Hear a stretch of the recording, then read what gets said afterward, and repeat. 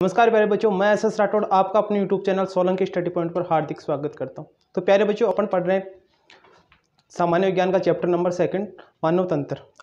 तो मानव तंत्र एक बहुत बड़ा वेटेज 6 नंबर का चैप्टर है। तो इसमें सबसे पहले अपन ने पाचन तंत्र कंप्लीट कर लिया था। पाचन तंत्र की पूरी हर एक लोकेशन के साथ अंग को देख लिया था कि कौन सा अंग कौन सी जगह है। तो उसके अंदर अपन ने ये जाना था कि आखिर अपन भोजन क्यों करते हैं। तो प्यारे बच्चों, भोजन अपन शरीर को एनर्जी की आवश्यकता होती है, इसलिए अपन भोजन करते हैं। तो आज देखेंगे अपन श्वसन तंत्र, अर्थात श्वसन क्यों करते हैं, आखिर ऐसी क्या आवश्यकता हुई शरीर को कि अपने को श्वसन कर रहे हैं।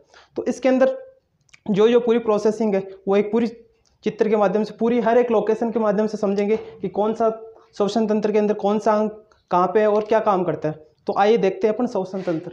तो प्यारे बच्चों, जो भी अपन भोजन खाते हैं ग्लूकोज की फॉर्म में, तो उसको ऊर्जा की फॉर्म में बदलने के लिए अपने को ऑक्सीजन की आवश्यकता होती है, क्योंकि ग्लूकोज के साथ ऑक्सीजन का संयोग होगा ना, तो ये एटीपी के रूप में ऊर्जा बनेगी। एटीपी मतलब एडिनोसिस ट्राइफॉस्फेट। तो इस पूरी प्रोसेसिंग के अंदर ऑक्सीजन का बहुत बड़ा योगदान होता है, इसलिए अपन वायुमंडल से श्वसन के माध्यम से ऑक्सीजन लेते हैं और ऊर्जा का निर्माण करते हैं। तो आइए देखते हैं श्वसन किसे कहते हैं और इसकी परिभाषा। तो श्वसन, तो भोजन के ऑक्सीकरण के लिए, मतलब जो अपन ने ग्लूकोज की फॉर्म में कुछ खाया तो उसका ऑक्सीकरण होगा, तो ये अपने एटीपी के रूप में ऊर्जा बनेगी। तो उसके ऑक्सीकरण के लिए वातावरण से, भोजन के ऑक्सीकरण के लिए वातावरण से O2 अर्थात ऑक्सीजन शरीर के अंदर लेते हैं। जब ऑक्सीजन सहयोग करेगी तभी तो एटीपी का निर्माण होगा और शरीर के अंदर ली जाती है और ऊर्जा मुक्त होती है। जैसे ग्लूकोज C6H12O6 के साथ ऑक्सीजन का संयोग होता है तो एक एटीपी के रूप में ऊर्जा का निर्माण होता है, ऊर्जा मुक्त होती है। और इस ऑक्सीकरण के दौरान, और जो ये पूरी प्रोसेसिंग हुई, इस ऑक्सीकरण के दौरान उत्पन्न CO2, मतलब जैसे अपन अंदर ऑक्सीजन लिया फिर एटीपी के अंदर ऊर्जा का कन्वर्ट हुआ, तो इस पूरी प्रोसेसिंग के अंदर एटीपी का निर्माण हो गया और पूरी ऑक्सीजन जैसे अंदर लेंगे तो अंदर CO2 का निर्माण भी होगा, तो CO2 को बाहर निकालते हैं। तो ये पूरी प्रोसेसिंग है ना, यही श्वसन के अंदर आती है। तो प्यारे बच्चों, श्वसन तंत्र हर एक प्राणी के अंदर, पेड़ पौधों के अंदर होता है, लेकिन जो अपने इंपॉर्टेंट है, जो अपने काम का है, वह है मानव श्वसन तंत्र, क्योंकि मानव श्वसन तंत्र ही अपने सिलेबस के अंदर है। तो अब देखते हैं मानव श्वसन तंत्र। तो प्यारे बच्चों, ये पूरा डायग्राम है मानव श्वसन तंत्र का। इसके अंदर हर एक अंग दर्शाया गया है कि श्वसन तंत्र कहाँ से हो और कौन कौन से अंग इसके अंदर महत्वपूर्ण भूमिका निभाते हैं, कौन से अंग का क्या कार्य है, और पूरा एकदम अच्छी तरीके से समझाया हुआ है। शायद ही आपको इस YouTube की दुनिया में ऐसा कॉन्सेप्ट कहीं मिलेगा। तो आइए देखते हैं, सबसे पहले चित्र ही समझते हैं कि चित्र के अंदर कौन सा अंग कौन सी जगह, पूरी लोकेशन पूरा पोस्टमार्टम करेंगे इस श्वसन तंत्र का। तो आइए देखते हैं, सबसे स्टार्टिंग के अंदर नासिका। जिस प्रकार प्यारे बच्चों अपना पाचन तंत्र, तो पाचन तंत्र का सबसे प्रमुख अंग कौन सा था, पिछली क्लास में बताया था मैंने। पाचन तंत्र का सबसे प्रमुख अंग था मुख, मतलब पाचन का मुख से पाचन तंत्र स्टार्ट होता था। उसी प्रकार प्यारे बच्चों श्वसन तंत्र का स्टार्ट नासिका मतलब अपने नाक से होता है। उसके बाद श्वसन, फिर आगे ग्रसनी से श्वास नली से अपने मानव के अंदर एक जोड़ी फेफड़े होते हैं। एक जोड़ी के अंदर कितने, 2 फेफड़े होते हैं। और आगे श्वास नली श्वसनी के अंदर, मतलब ये आगे 2 भागों में बट गई। ये पूरी एल्वेली, पूरी कुपिकाएँ, पसली हैं। अब अपन एक एक करके देखेंगे अपना मानव श्वसन तंत्र कितने प्रकार का होता है और इसके अंदर कौन कौन से अंग होते हैं। तो आइए देखते हैं कि मानव श्वसन तंत्र कितने प्रकार का होता है। तो प्यारे बच्चों, अपना मानव श्वसन तंत्र को अध्ययन की सुविधा के लिए, कि अपने अध्ययन आसानी से कर, तो इसके लिए उसको 3 भागों में बांटेंगे। कितने भागों में, 3 भागों में। तो इसके अंदर पहला है ऊपरी श्वसन तंत्र। सबसे पहले अपन समीकरण देख लेते हैं कि किस प्रकार ग्लूकोज के साथ ऑक्सीजन का संयोग होगा और किस प्रकार अपने शरीर के अंदर CO2 बनेगी और एटीपी के रूप में ऊर्जा बनेगी और किस प्रकार H2O बनेगा। तो एक बार अपन समीकरण देख लेते हैं। आइए प्यारे बच्चों, ये है समीकरण श्वसन का। तो ये अपने कुछ भी खाएंगे तो ग्लूकोज की फॉर्म के अंदर अपने शरीर के अंदर जाएगा। तो जैसे ये ग्लूकोज ऑक्सीजन के साथ संयोग करेगा, जैसे ये ग्लूकोज ऑक्सीजन के साथ क्रिया करेगा, तो अपने शरीर के अंदर CO2 का निर्माण होगा। किसका होगा, CO2 का। उसके बाद ऊर्जा बनेगी। ऊर्जा प्यारे बच्चों अपने शरीर के अंदर एटीपी के फॉर्म में बनती है। एटीपी की फुल फॉर्म होती है एडिनोसिस ट्राइफॉस्फेट। क्या होती है, एडिनोसिस ट्राइफॉस्फेट। उसके बाद H2O। तो ये पूरी प्रोसेसिंग अपने श्वसन के अंदर होती है। तो अपन पढ़ रहे थे मानव श्वसन तंत्र। तो मानव श्वसन तंत्र को 3 भागों में बांटा अपन ने। कितने भागों में बांटा? 3 भागों में।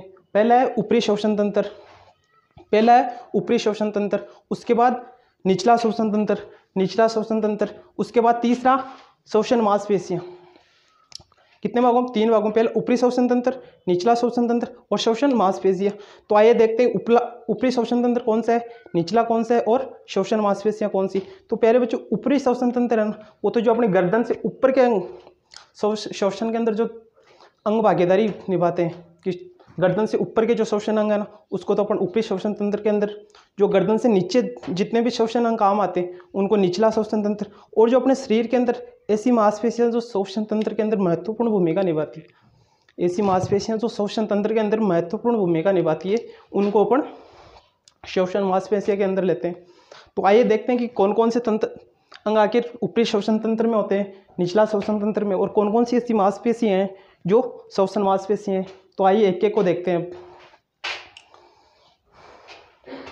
पहला है ऊपरी श्वसन तंत्र। तो इसके अंदर पहला अंग है नासिका।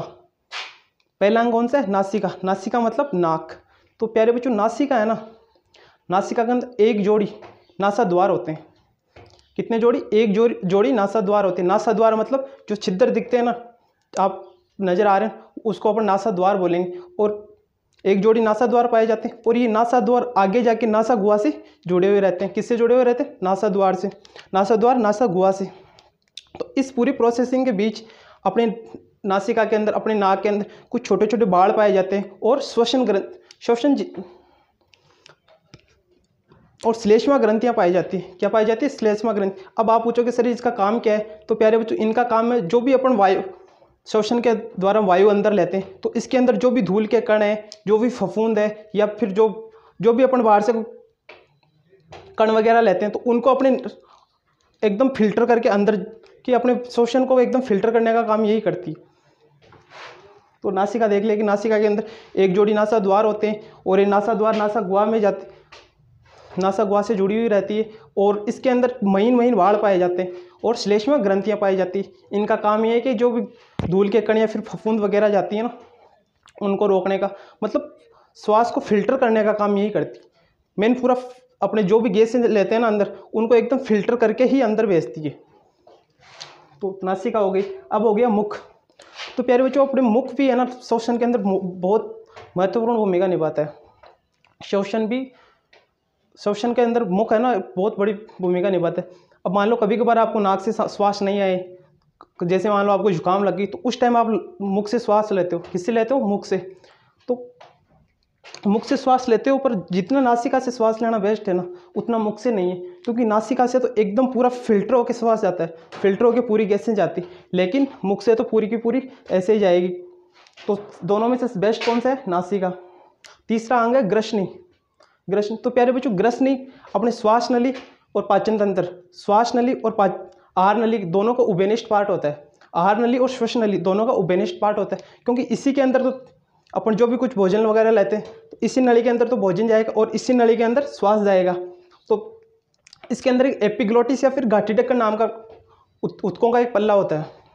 क्या होता है? एपिग्लोटिस या फिर घाटी ढक्कन, जो एक स्विच की तरह काम करता है। अब मान लो अपन ने भोजन ग्रहण किया, तो जब भोजन जाएगा ना, तो श्वास नली को बंद कर लेगा, और जब श्वास जाएगा तो भोजन नली को बंद कर लेगा। तो एक स्विच की तरह काम करता है। किसकी तरह? स्विच की तरह। फिर आ गया स्वर यंत्र। स्वर यंत्र अपन देसी भाषा में बोले तो कंठ, जिससे अपन ध्वनि उत्पन्न होती है। जो अपन बोल रहे हैं ना, वो इसी का चमत्कार है। यदि स्वर यंत्र नहीं होंगे ना, तो अपन बोल नहीं सकेंगे। ये हो गया अपना ऊपरी श्वसन तंत्र का कंप्लीट। अब आगा निचला श्वसन तंत्र। कौन सा? निचला श्वसन तंत्र। तो इसमें श्वास नली, श्वसनी या फिर फेफड़े। कौन कौन से अंग पाए जाते हैं? श्वास नली, श्वसनी और फेफड़े। श्वास नली क्या होती है प्यारे बच्चों? जो ये लैरिंग्स है ना, कंठ, तो इनसे जो यह पतली और महीन नली है ना, इसको अपन श्वास नली बोलेंगे। इसके अंदर सी आकार के छल्ले पाए जाते हैं, क्योंकि ये बहुत ही मुलायम और एकदम लचीली होती है। इसके कारण इसमें क्या सी आकार के छल्ले डाले जाते हैं, जिससे क्या अपन जैसे श्वास लेते हैं तो पिचके नहीं, ये आगे जाके 2 भागों में बढ़ती है, जिसको अपन श्वसनी या फिर ब्रोंकाइट बोलते हैं। और अपने शरीर के अंदर दो फेफड़े अर्थात एक जोड़ी फेफड़े पाए जाते हैं। और जो ये श्वसनी है ना, श्वसनी आगे एल्वियोली मतलब कूपिकाओं में, और जो ये छोटी छोटी यहाँ दिख रही है ना आपको, इसको अपन बोलेंगे पसलियाँ। पसलियों का क्या काम होता है प्यारे बच्चों? पसलियाँ अपने फेफड़े और ये पूरा तंत्र इनको एकदम सेफ्टी प्रदान करती है, एकदम सेफ्टी प्रदान करती है कि अपना इनको कुछ नुकसान ना हो। और ये होता है डायफ्राम। डायफ्राम का भी प्यारे बच्चों अपने श्वसन के अंदर बहुत बड़ा योगदान। डायफ्राम भी अपने, जैसे अपन श्वास अंदर लेते हैं ना तो डायफ्राम एकदम सिकुड़ जाता है। जैसे एक बार लेके देखो, श्वास आप अंदर लोगे ना तो डायफ्राम सिकुड़ जाएगा, और श्वास जैसे बाहर छोड़ोगे ना तो डायफ्राम एकदम अपनी रिलैक्स अवस्था में आ जाएगा। तो प्यारे बच्चों अपन ने पूरा देख लिया कि नासिका के बाद ग्रसनी श्वास नली और पाचन तंत्र या फिर आहार नली दोनों का उपनिष्ठ पार्ट होता है। फिर श्वास आया कंठों या फिर लैरिंग्स के अंदर। इससे आगे श्वास नली, ये होती है श्वास नली। श्वास नली के अंदर सी आकार की उपास्थि है, फिर यह वल्य पाए जाते हैं, जो क्या है इसको पिचकने से बचाती है। क्या करने से? पिचकने से बचाती है। इसके बाद इसको दो भागों में बांट दिया, जिसको अपन श्वसनी कहते हैं। श्वसनी आगे जाके छोटी छोटी और भागों में बट के, जिसको अपन कूपिका कहते हैं। और अपने शरीर के अंदर एक जोड़ी अर्थात दो फेफड़े पाए जाते हैं। प्यारे बच्चों दोनों का आकार अलग अलग होता है, एक बड़ा होता है और एक छोटा होता है इनमें से। और इनके चारों ओर पसलियाँ पाई जाती, 12 जोड़ी पसलियाँ अर्थात 24 पसलियाँ पाई जाती है, जो इस पूरे फेफड़ों को एकदम सेफ्टी प्रदान करती है। और नीचे डायफ्राम। तो एक एक की लोकेशन देखेंगे, एक एक के कार्य देखेंगे कि आखिर ग्रसनी का क्या काम है, इसके कार्य क्या है, और नासिका का क्या काम है, लैरिंग्स या कंठ का क्या काम है, श्वास नली का क्या काम है, श्वसनी या फिर ब्रोंकाई का क्या काम है, फेफड़े क्या काम, इनका वजन क्या है, इनकी छोटे होते हैं बड़े होते हैं, इनकी आकार क्या है।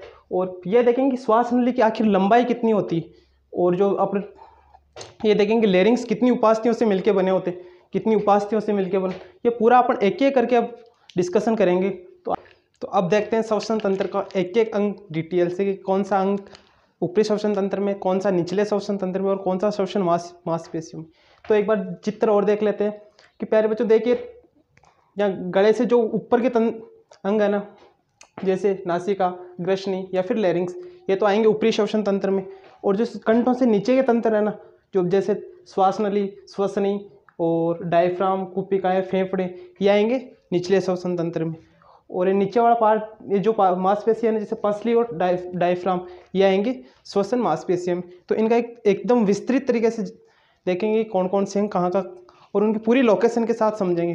तो आइए देखते हैं। सबसे पहले ऊपरी श्वसन तंत्र पढ़ेंगे अपन। तो ऊपरी श्वसन तंत्र में प्रमुख अंग है नासिका बोले तो नाक।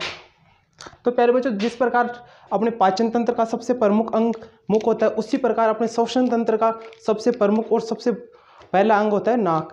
तो प्यारे बच्चों नाक ये श्वसन तंत्र का पहला अंग है। तो चित्र के माध्यम से देखेंगे, देखो ये नासिका है, इसमें एक जोड़ी नासाद्वार होता है, इसमें एक जोड़ी नासाद्वार होता है। अब आपके दिमाग में आएगा कि सर नासाद्वार क्या होता है? जो ये छिद्र दिख रहे हैं ना दो, उनको अपन नासाद्वार बोलेंगे साइंस की भाषा में।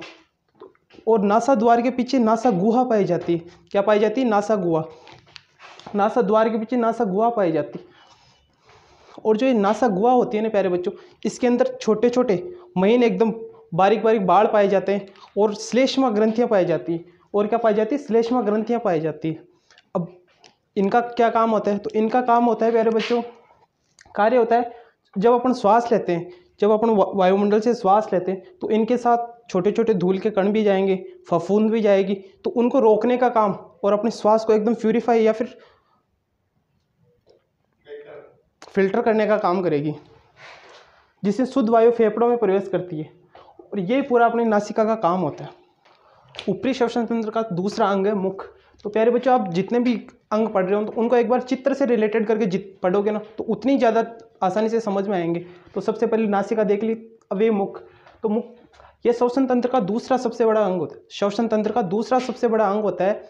पर यह आवश्यकता पड़ने पर, मुख आवश्यकता पड़ने पर श्वसन का काम भी करता है। जैसे प्यारे बच्चों कभी कभी आपको ऐसी आवश्यकता पड़ गई कि आप नाक से श्वास नहीं ले पाते, जैसे कभी जुकाम हो गई, तो जब मुख से भी श्वास लेते हो कभी कभार।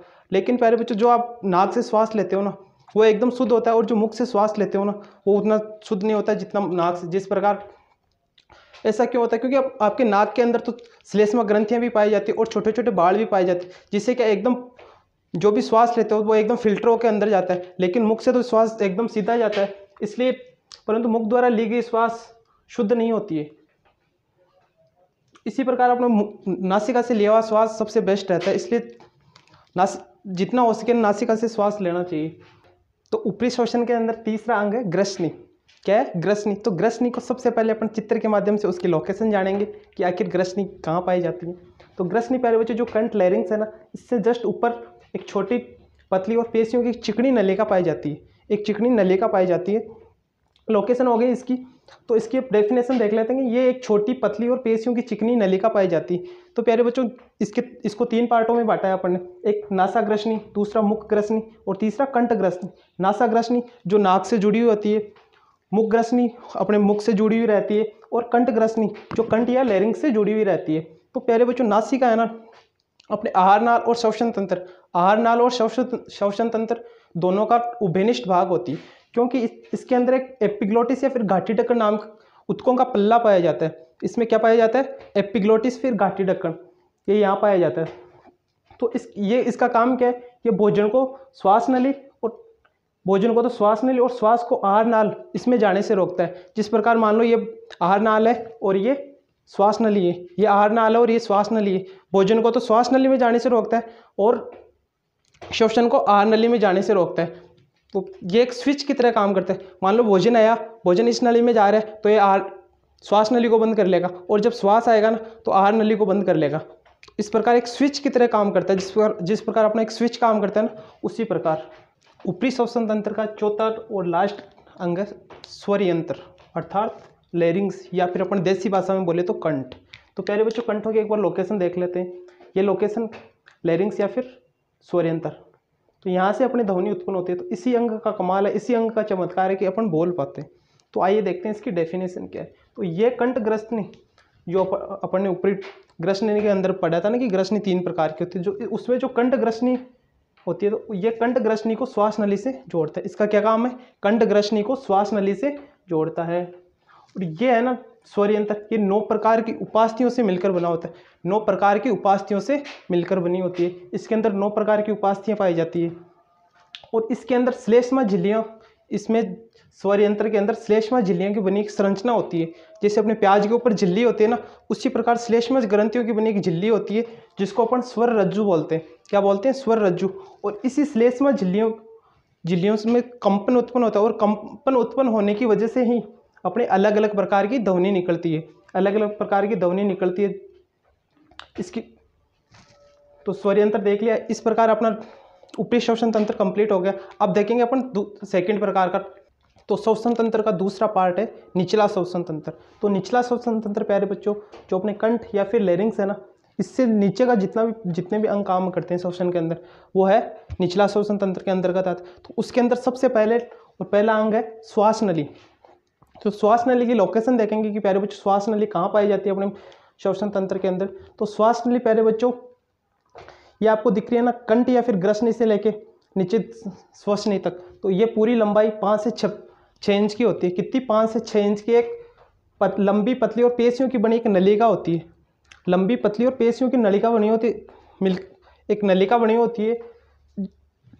और ये जो नलिका होती है इसके अंदर सी आकार के छल्ले पाए जाते हैं, सी आकार के उपास्थियों के छल्ले पाए जाते हैं, जिससे कि अपन श्वास लेते हैं ना तो पिचकने का डर नहीं रहता कि मान लो। तो इसकी डेफिनेशन है कि ये एक लंबी पतली और पेशियों की बनी नलिका होती है। इसमें सी आकार की उपास्थियाँ या फिर वलय पाए जाते हैं। और इन सी आकार के उपास्थियों का काम क्या है? ये इनको आपस में चिपकने से रोकती है। क्या करती है? इनको आपस में चिपकने से रोकती है। जैसे ये एकदम पतली सी है, ये मान लो अपन एकदम से श्वास ले तो चिपक जाती है, क्योंकि एकदम उपास्थियों की बनी होती है।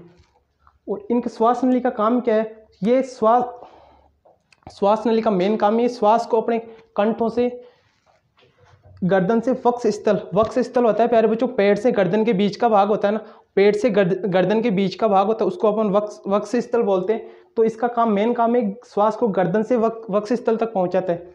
और ये श्वास नली आगे जाके 2 भागों में बढ़ जाती है। श्वास नली यहाँ देखो, चित्र के अंदर देखो, एकदम आसानी से समझ में आ जाएगी। श्वास नली यहाँ तक आई, फिर यहाँ से 2 भागों में बट गई। इनको अपन बोलेंगे प्राथमिक श्वसनी क्या बोलेंगे, प्राथमिक श्वसनी या फिर श्वसनी, जिसको अपन इंग्लिश में बोलेंगे ब्रोंकाई। तो अब आगे बढ़ेंगे अपन श्वसनी। तो निचले श्वसन तंत्र का दूसरा अंग है श्वसनी, श्वसनी या फिर ब्रोंकाई। तो प्यारे बच्चों, जैसे ही अपने श्वसनी नीचे वक्ष स्थल के अंदर आई, वक्ष स्थल के अंदर आके दो भागों में बढ़ती है। श्वास नली वक्ष स्थल में प्रवेश करने के बाद दो भागों में बढ़ जाती है, और जो प्रत्येक भाग है ना, दोनों ओर के भाग, इनको अपन श्वसनी या फिर ब्रोंकाई बोलते हैं। क्या बोलते हैं, श्वसनी या फिर ब्रोंकाई बोलते हैं। और ये श्वसनी या फिर ब्रोंकाई अपनी अपनी ओर के फेफड़ों में, जैसे ये बायां और ये दायां, दोनों अपनी अपनी ओर के फेफड़ों में, ये इस फेफड़े में आ गई और ये इस फेफड़े में आ गई, दोनों अपनी अपनी ओर के फेफड़े में प्रवेश करगी। और जो प्रवेश करने के बाद छोटे छोटे भागों में विभक्त होती है ना, जैसे ये इधर की श्वसनी, इसके भी अलग अलग भाग है, और इसकी इस साइड की श्वसनी, इसके भी अलग अलग भाग है, और ये अपने छोटे छोटे भागों में विभक्त हो जाती है। तो इन्हीं छोटे छोटे भागों को अपन बोलेंगे कूपिका। तो जैसे श्वास नली आई, श्वास नली को दो भागों में श्वसनी बट गई, एक तो इस साइड वाली, और दोनों ओर के अपने अपने फेफड़ों में प्रवेश करने के बाद इनके भी उपभाग बट गए, और जो उपभाग का लास्ट भाग है ना, उसको अपन कुपिकाएं बोलते हैं। और यहीं से अपन ऑक्सीजन लेना और CO2 छोड़ना, यहीं से पूरा गैसों का विनिमय होता है। तो अब देखेंगे अपन श्वसन या फिर निचला श्वसन तंत्र का लास्ट और अंतिम पार्ट है फेफड़े। तो प्यारे बच्चों, फेफड़े, एक जोड़ी फेफड़े पाए जाते हैं, अर्थात दो फेफड़े पाए जाते हैं अपने, एक तो बायां फेफड़ा, एक दायां फेफड़ा।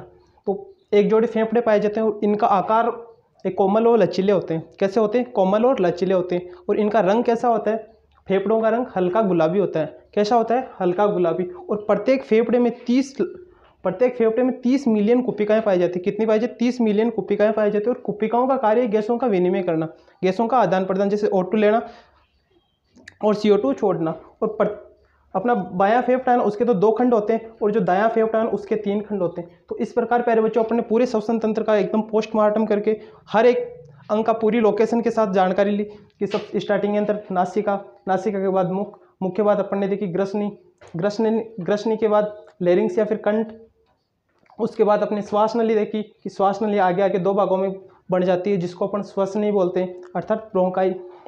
प्रत्येक ब्रोंकाई या फिर प्रत्येक श्वसनी एक फेफड़े के अंदर प्रवेश करती है, और ये श्वसनी आगे जाके कुपिकाओं में विभक्त हो जाती है।